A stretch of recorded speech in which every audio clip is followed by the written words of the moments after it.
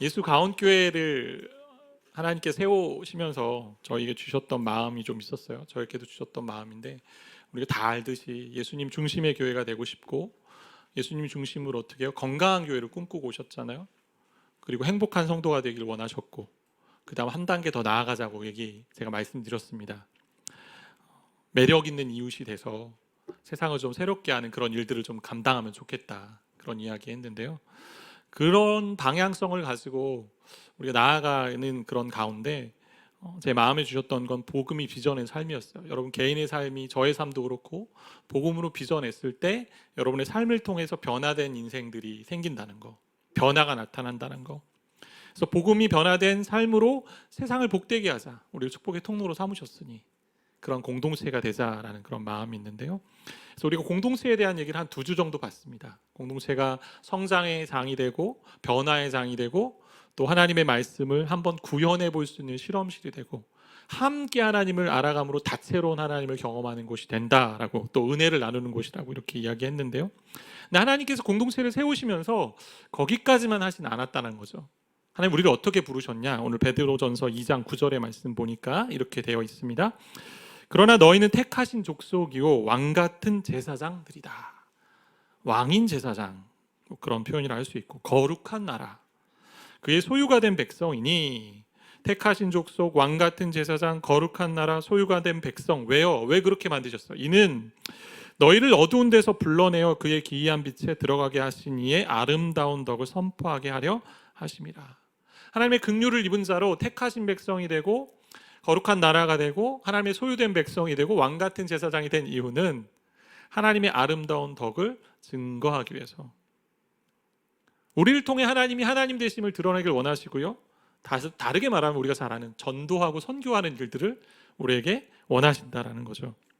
교회가 이 땅에 세워지면서 우리가 생각해 보아야 하는 부분이 있다면, 이 땅에 세워진 지역교회가 됐잖아요. 지역교회라 하는 이거는 이 지역의 복음화를 위해서 우리가 애쓰고 수고해야 될 그런 사명들이 우리 가운데 있다는 것입니다. 지역을 섬기는 것, 지역사회와 지역교회와 함께 상생하는 부분들, 이런 것들을 어떻게 감당할 수 있을까 우리가 고민을 해봐야겠죠.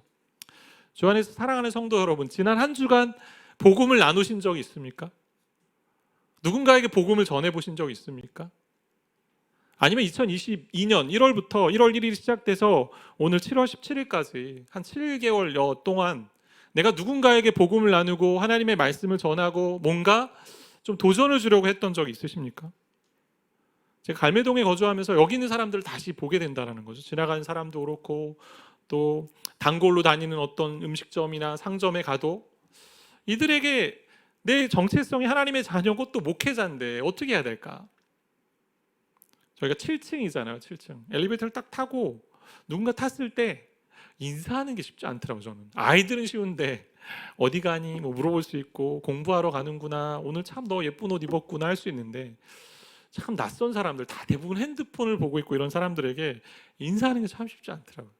제가 7층을 눌렀을 때 이분들이 뭐라고 생각할까요? 아, 목사님이시겠구나, 아니면 교회를 가는 성도구나. 우리의 그 정체성으로 말미암아 나타나는 그런 영향력이 있어야 되는데, 과연 내 가운데 그런 게 있는가? 나 가운데, 내 안에. 최근에 이제 아들이 핸드폰을 바꾸면서 핸드폰 매장에서 핸드폰을 바꾸고, 그럼 제가 그 매장을 또 들리게 되는 이제 입장이 되었는데, 뭔가를 사은품을 가져오는 그런 부분이 있어가지고, 근데 그 잘 섬기는 아주 유능한 그 청년이 있었어요. 핸드폰을 파는 청년이 너무 잘 팔아가지고 다른 매장에도 이렇게 자꾸 왔다 갔다 하는 청년인데, 교회를 다니다가 안 다닌 청년이라는 거예요. 그래서 저에게 미션을 준 거예요. 저희 아내가 그 청년에 가서 교회라고 얘기하고, 본인이 얘기했대요. 자기 사모라고 얘기했고, 여기 7층에 있는 교회 사모다 그러면서. 제가 갔는데 뭐 여러 가지 얘기했지만 복음에 대한 얘기를 잘 하지 못하고 또 왔거든요.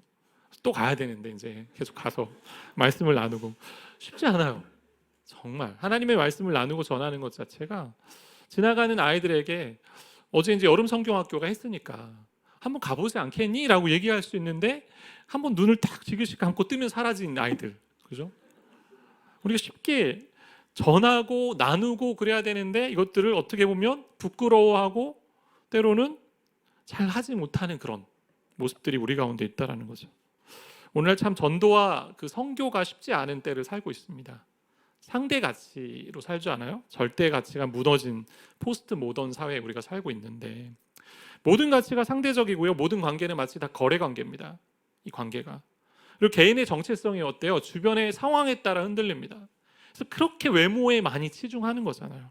그렇게 몸을 가꾸려고 하는 거고, 또 여름이 되었으니 젊은이들 어떻게 합니까? 외모를 가꾸고 있잖아요. 또 열심히. 그리고 모든 만족의 근원을 찾아보지만 결국 실망을 경험하게 되는 이 사회 가운데, 복음이 들어갈 자리 분명히 있는데, 아니 들어가야 되는데 우리는 과연 어떤 모습 가운데 있는가? 많은 교회들이 전도하기 위해서 여러 가지 프로그램들을 썼잖아요. 많이 해봤고, 때로는 엔터테인먼트 회사처럼 하기도 했습니다.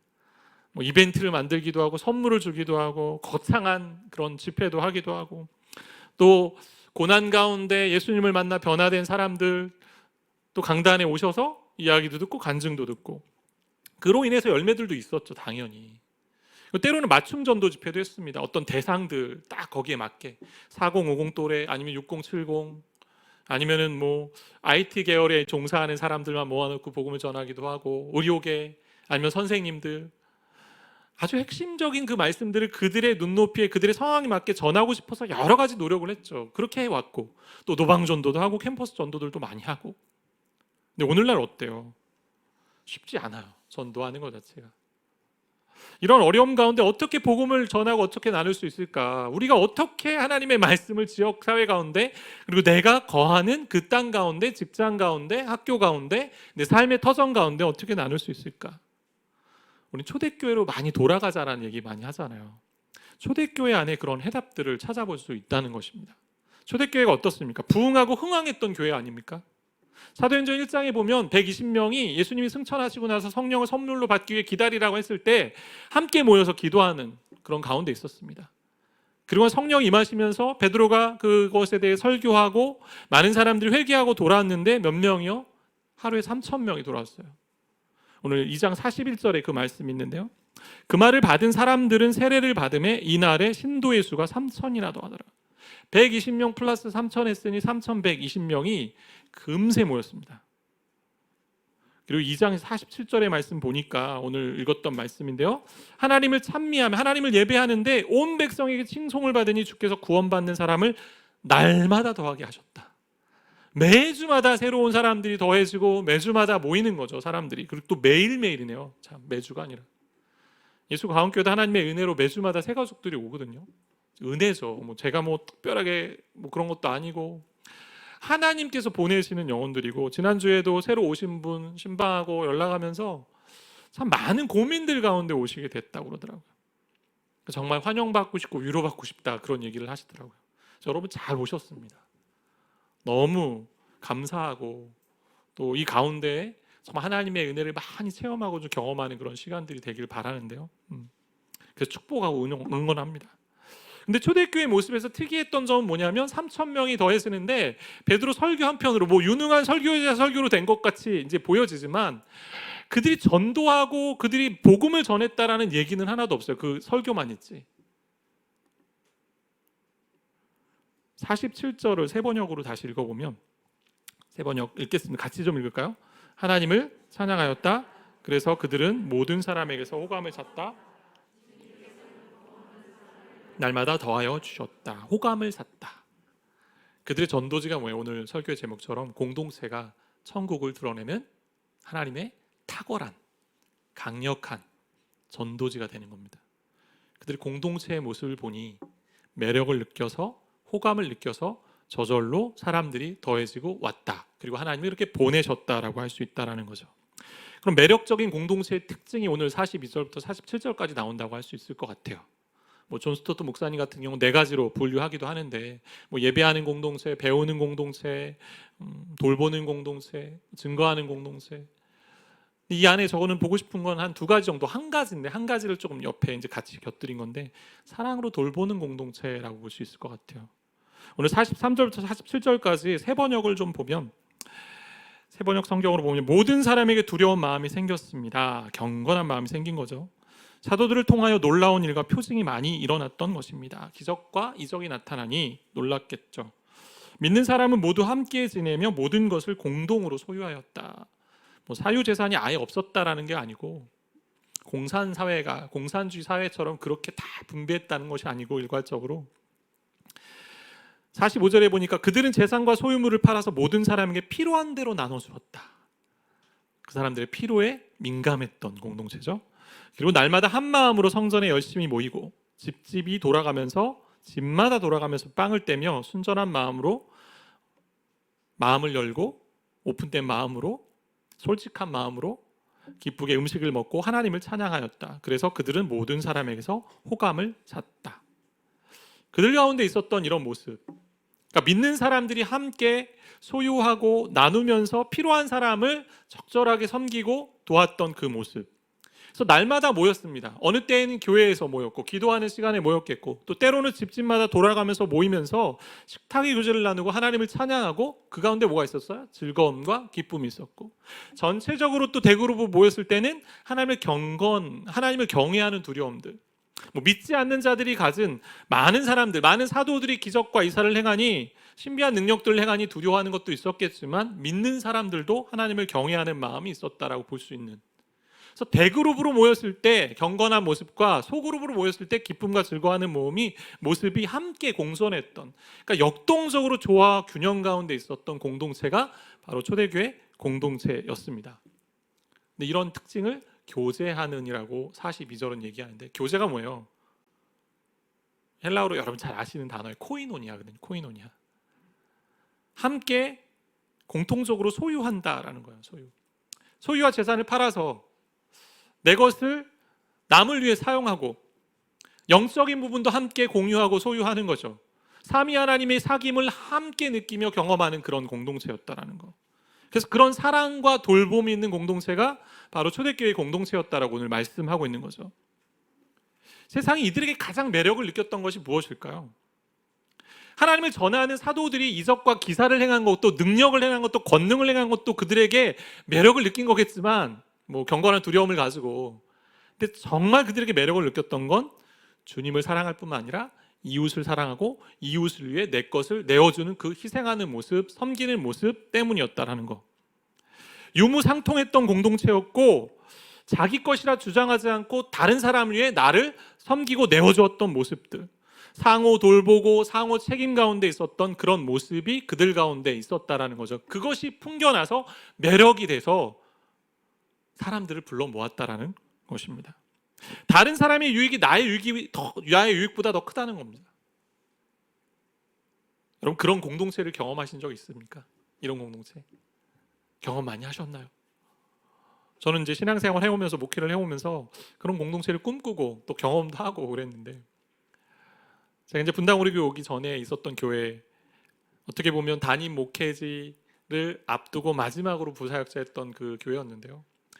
그렇게 이제 분당 우리 교회로 결정이 돼서 오는 그 과정 가운데 마지막으로 이제 인사하고 사역자들과 좀 식사하고 가족들이 식사하고 저희 집에 초대해서 좀 식사하고 이제 보냈는데, 두꺼운 그 돈 뭉치가 이렇게 있는 거예요. 책상에 봉투가 있어서 거기 이름도 있고 제가 생각지 못했던 액수가 들어있었고 큰 금액이 들어있어서 전화를 했습니다. 그분에게, 목사님, 우리 같이 부교육자고 다 우리 상황 아는데 이게 뭐냐. 그 목사님이 대답이 있었어요. 목사님, 이런 거 많이 안 받아봤구나. 이런 거 많이 안 받아봤구나. 무슨 얘기냐면 자기의 인생을 돌아보니 하나님이 참 이러저런 모습으로 많은 도움을 주셨다라는 거예요. 그게 믿음의 공동체였고, 그래서 그런 성도님들, 그런 집사님들, 그런 분들의 사랑 때문에 자기가 여기까지 왔다. 그래서 이번에도 더 많은 거 받았는데 목사님한테 조금 드리는 거예요. 이런 얘기 하시는 거예요. 그러면서 목사님도 많이 흘려보내세요. 라는 사랑과 돌봄이 구체적인 모습으로 드러나는 거죠. 저희가 개척을 시작하면서 예수가운교회도 여러분들이 많이 헌신해 주셨습니다. 물질로, 기도로, 다양한 모습으로. 이게 참 은혜고 하나님의 참 놀라운 손길 아닙니까? 근데 모든 물건, 모든 그것들을 같이 공동 소유했다고 해서 아까 말씀한 것처럼 공산주의, 사회주의 국가라고 생각하시면 안 돼요. 다 일괄적으로 걷어서 재분배한 게 아니고 자기 집이 있었다는 얘기는 사유재산이 있었다는 건데 자발적으로 자원함으로 그렇게 했다는 겁니다. 내 공동체의 일원을 보니까 부족함이 있고 연약함이 있고 없는 게 있네. 내가 좀 채워줘야지. 내가 좀 돌봐줘야지. 오늘날 분배에 대해서 잘못된 생각을 가지고 있는 게 뭐냐면 소득 상위 계층의 것을 빼앗아 하위 계층을 채우자, 이런 구조를 우리 가지고 있잖아요. 그렇게 억지로 빼앗아 놓으면 안 된다는 거잖아요. 어떻게 해야 돼요?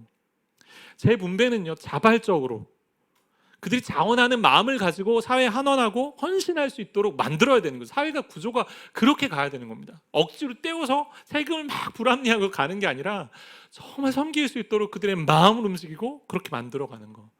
뭐 이상적인 사회라고 할 수 있겠지만 성경이 말하는 게 그것입니다. 지난주에 이제 다음 세대가 여름 사역을 하고 있으니 찬조로 많이 섬겨달라는 얘기를 제가 간략하게 드렸잖아요. 근데 많은 분들이 마음을 들여 그렇게 하셨더라고요. 어제 이제 유초등부 여름 성경학교를 하는데 아침 일찍 어떤 자매님이 오셨습니다. 아이를 데려다 주면서 양손에 커피를 가득 가지고 오셨어요. 교사들을 좀 섬기고 싶다고. 왜 이런 일을 할까요? 왜 이런 일을 하나요? 사랑의 공동체, 돌봄의 공동체를 소망하고 또 그런 공동체를 경험해 보고 싶고 또 경험했기 때문에 하는 부분 아니겠습니까? 주 안에 사랑하는 성도 여러분, 물질을 가지고 다른 사람을 섬기는 게 쉽지 않습니다. 우리 우상이 있잖아요, 거기에. 내가 남은 돈, 뭔가 여분의 돈이 남았을 때, 이게 생겼을 때 먼저 내 생각부터 하잖아. 나 그때 사고 싶은 거 적어놓은 거 있는데. 다른 사람을 떠올리는 게 쉽지 않습니다. 우린 자기에게 굽어진 존재이기 때문에 뭔가 오면 다 나를 위해서 내가 쓰고 싶어하고 내 것으로 삼고 싶어하지. 그런 마음이기 때문에 어렵다라는 거죠. 근데 그러한 섬김의 시작이 오늘 본문에 어떻게 나와요? 자기 집을 오픈하는 것부터 시작되잖아요. 자기 집을 오픈해서 식탁 교제를 나누고 그 가운데 말씀과 찬양 가운데 거하는 모습이 있습니다. 그 가운데 서로 사귀고 하나님을 찬양하고 교제하는 그 사랑의 돌봄이 있는 공동체가 된 거죠. 이런 공동체를 우리가 꿈꿔야 되죠. 저는 바라는 것이 있습니다.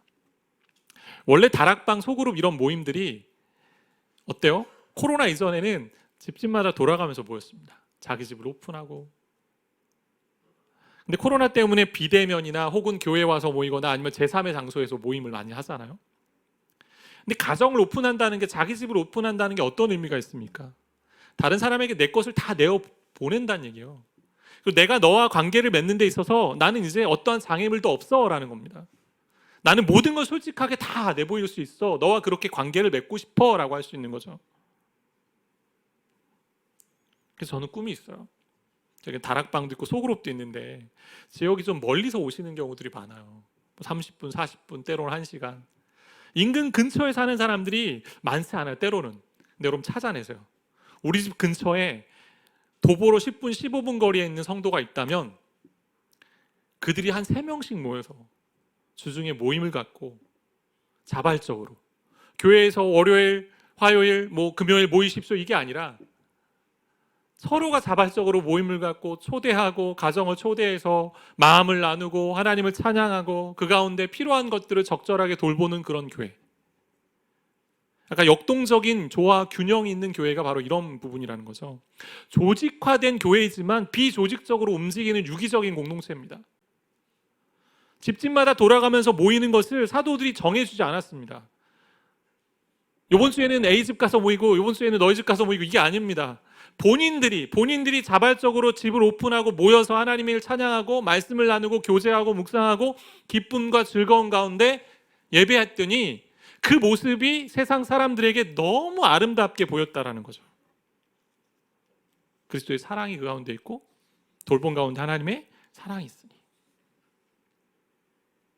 선교는, 전도는 특별한 형식만을 가지고 하는 것이 아닙니다. 우리가 노방전도도 해야 되고 캠퍼스 전도도 해야 되고 나가서 말씀을 또 전해야 되고 때로는 연극을 가지고 할 수도 있고 드라마를 가지고 할 수도 있고. 근데 일상의 삶이 선교가 돼야 되는 거죠. 우리 모두가 선교사입니다. 그래서 일상교회, 에브리데이 철치를 원하는 거예요.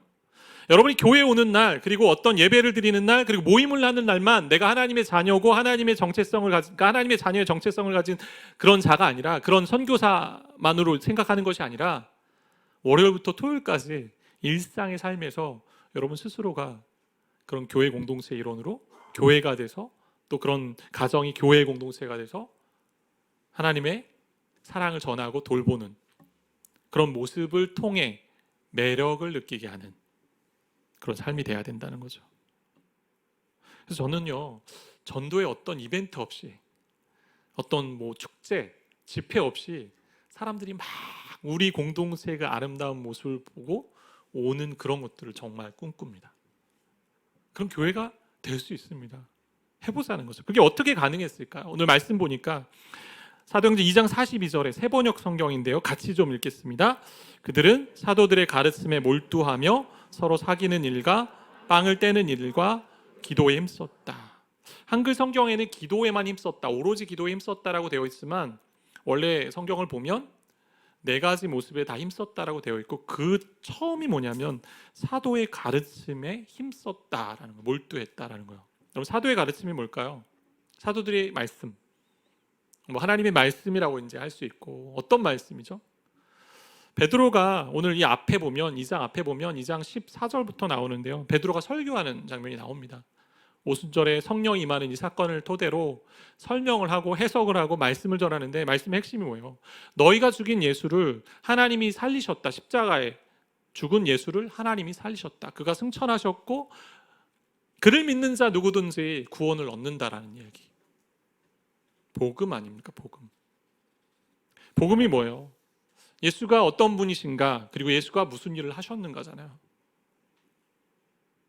복음 안에는 어떤 것이 있습니까? 하나님 은혜의 메시지가 있지 않습니까? 제가 사랑으로 돌보는 공동체라고 하는데, 세상이 원하는 사랑의 돌봄이 뭐냐면 은혜를 통해 보여줘야 되는 것 같아요. 세상도 사랑을 많이 이야기합니다. 사랑해, 사랑해 하지만 세상이 진짜 경험하는 감동적인 모습은 뭐냐? 은혜예요. 은혜가 뭐예요? 받을 자격이 없는 자에게 대가 없이 주신 하나님의 선물이잖아요. 우리가 전혀 구원을 받을 자격이 없었습니다. 지난번에 말씀드렸지만 죄로 얘기하면 대표 선수고 타락 가운데 있는 존재고, 지금도 죄성이 많아가지고 나만을 위해 사는 존재인데, 그런 존재를 하나님께서 구원해 주셨잖아요. 그래서 복음을 통해 은혜를 재발견하는 거예요. 내가 은혜 받은 자세, 내가 하나님의 은혜로 이 자리에 서 있는 자세. 복음이 비전의 삶으로 세상을 복되게 하는 공동체인데, 거기에 은혜의 공동체라고 제가 붙여놨어요. 어떤 분이 하나님 사랑이시고 교회는 사랑이 대표적인 거 아니에요? 맞습니다. 근데 사랑이 세상 사람들에겐 은혜의 모습으로 증거돼야 되는 것 같아요. 그래야 파격을 느끼거든요. 세상이 교회를 비난하는 이유가 뭘까요? 하나님 다 주신다고 너희들이 말하면서, 그렇게 하나님을 믿는다고 하면서 왜 너희도 다 가지려고 하니? 왜 손해보려고 하지 않고 희생하려고 하지 않냐? 하나님이 다 함께 하신다고 하면서 어려운 일 당하면 누구보다 더 절망하고 의심 가운데 있고, 그리고 세상이 택하는 방식대로 살라고 하니 너희 다르지 않아. 세상이 원하는 게 뭐예요? 동일한 기준으로 살지 말자라는 거예요. 너희는 좀 달라야 되지 않겠니? 마태복음에 예수님이 산상수훈에서 이렇게 말씀하시는 게 은혜의 파격이잖아요. 40절 보니까 또 너를 고발하여 속옷을 가지고자 하는 자에게 어떻게 합니까? 겉옷까지도 가지고 가라라고 얘기하는 거고, 또 누구든지 너를 억지로 오리를 가게 하거든 그 사람과 십리를 동행하고, 내게 구하는 자에게 주며 내게 꾸고자 하는 자에게 거절하지 말라. 세상은요, 파격을 원해요. 정말 은혜 받을 수 없는 존재인 우리를 은혜로 하나님이 사랑해 주셨다면 우리도 그렇게 섬겨야 된다라는 거죠. 복음의 진리 어떻게 설명해야 될까요? 복음의 진리 은혜로 설명해야 되죠. 그 파격. 제 멘토로 모셨던 목사님, 특별한 이야기가 하나 있는데, 이게 뭐냐면 부교육자들 선발할 때 이런 일이 있었습니다. 이런 일화가 있는데, 2명을 인터뷰했는데, 그러면서 이렇게 얘기하셨어요. A라는 친구를 보니 어디든 갈 수 있는 이력을 가지고 있다.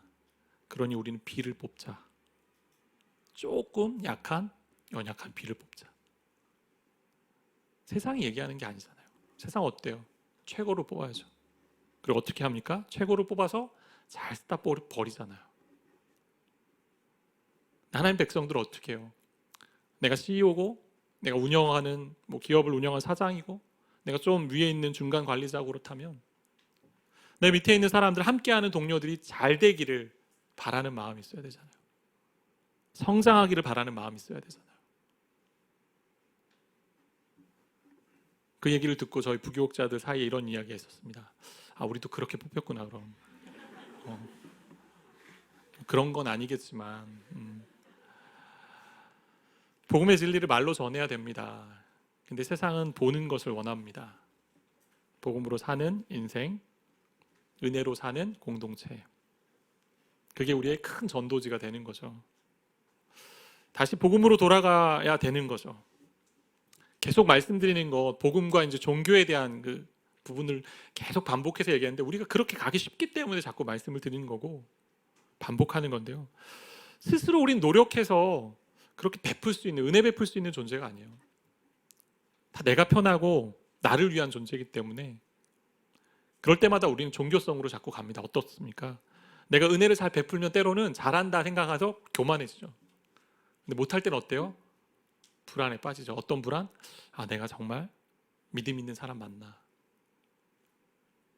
랭던 윌키라는 사람이요, 산둥 수용소라는 그곳에서 자신이 겪었던 이야기를 쓴 이야기가 있는데, 자신 일본군에 의해서 중국 산둥에 영유되어 있을 때 경험한 내용을 소개한 것이 있습니다. 그 경험에 따르면 신앙을 가진 사람들도 이제 그 수용소에 왔는데 극단의 상황에 가니 신앙을 가진 사람이건 아니건 별반 차이가 없다라는 거죠.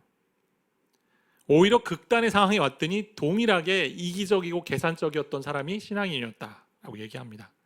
많은 선교사들이 인질로 잡혀 있었지만 거기서도 파벌을 만들었고요. 서로 미워했고요. 그리고 자신만을 위해 애쓰고 힘썼다라는 거예요. 근데 그 중에 뭔가 다른 일을 하는 한 사람이 있었다는 겁니다. 여러분 잘 아는 불의 전차의 주인공인 에릭 리델이라는 사람인데, 그 리델이라는 사람은 자신을 위해서는 별로 걱정하지 않았다는 거예요. 지칠 줄 모르는 노력으로 자기보다 나이 많은 수감자들을 섬겼고요. 성경과 과학 수업을 열어서 다른 이들을 가르쳤고, 아이들을 위해서 게임과 댄스 타임을 준비했고, 죽을 때까지 애쓰고 희생하고 섬겼다는 거예요. 그래서 그가 책에서 이렇게 정리하는데요. 잘 들어보세요. 종교는 인간이 품고 있는 이기심이라는 문제가 자동적으로 해결되는 장소가 아니다. 오히려 종교야말로 인간의 교만과 하나님의 은혜가 마지막까지 격전을 벌이는 전장이다, 전쟁터이다. 인간의 교만이 전투에서 승리하면 종교는 인간이 범죄하는 데 필요한 수단으로 전락하고 만다.